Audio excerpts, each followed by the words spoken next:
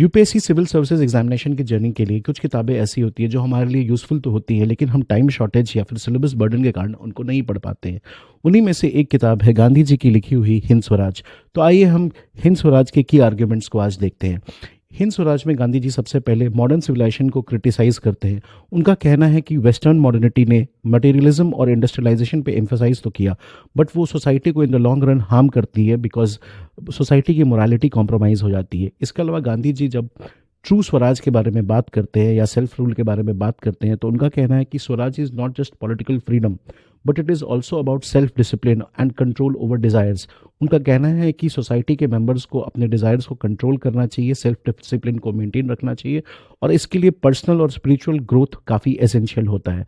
इसके अलावा जब वो फ्रीडम स्ट्रगल की बात करते हैं तो वो सजेस्ट करते हैं कि कोई भी फ्रीडम स्ट्रगल का फाउंडेशन नॉन वायलेंस पे बेस्ड होना चाहिए, क्योंकि अगर नॉन वायलेंट फ्रीडम स्ट्रगल्स होते हैं तो उस सोसाइटी में आफ्टर इंडिपेंडेंस ज़्यादा पीस और हार्मनी बनी रहती है। इसके अलावा इकोनॉमिकली गांधी जी एनविजन करते हैं कि सोसाइटी को सेल्फ रिलायंट बनना चाहिए, और सेल्फ रिलायंट बनने के लिए ही encourages local industries like khadi to reduce dependence on foreign goods.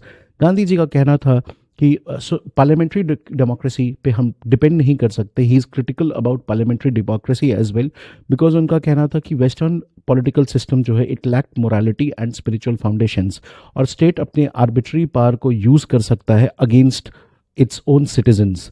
इसीलिए वो सजेस्ट करते हैं for forming a decentralise society where he advocated for small self sufficient village model rather than having large centralise state.